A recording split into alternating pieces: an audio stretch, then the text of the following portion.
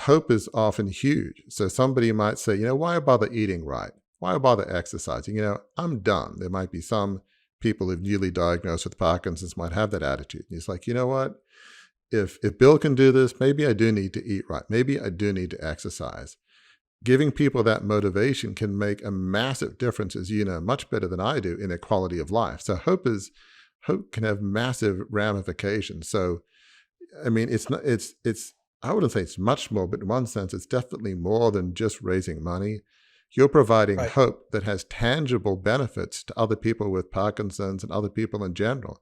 And you're just being you, but you being you has a massive positive effect on people. Does that make Right. sense? And Please that go is, let ahead. me just jump in as the advocate for the listener here. It's not just about people who have had a quote unquote disease, right? What the way you're describing how you're walking through life with Parkinson's is the way that we all can orient ourselves to walk through life with whatever, fill in the blank for what your crucible is. This idea that it's not, it's not the end of your story. We say it all the time. It's not the end of your story. If you learn the lessons from it and you apply it moving forward, that's a key part. Moving forward, it can be the best story of your life, and you can do some great things. We would not have this podcast. Beyond the Crucible wouldn't exist if Warwick didn't go through his crucible.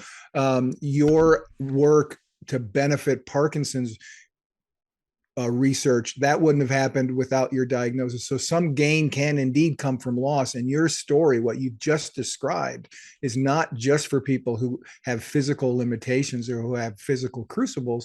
It's for anybody who's gone through a difficult time, lost a job, tough family situation. You're an inspiration, not to make you blush, because you said earlier that you don't like that necessarily, but you're an inspiration for anybody who's gone through a crucible, for the way that you've continued to not march forward, but ski forward, if you will.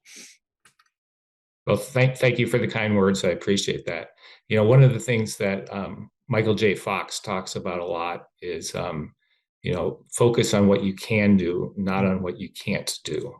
And I'm sure, there's a lot of people who think that way.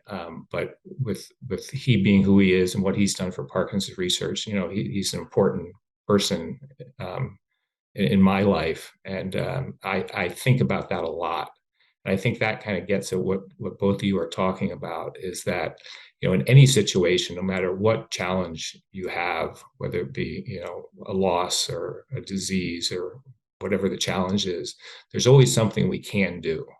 And how do we harness the energy to take those steps to move forward? And, Warwick, you talked about, not staying under the covers. How do you get out of bed and say, okay, what can I do? What am I going to accomplish? And how do I kind of make the world a better place, or make my life better? Or what can I do? And so much of it is up to us. If we focus on what we can do, I think it's a lot better life going forward.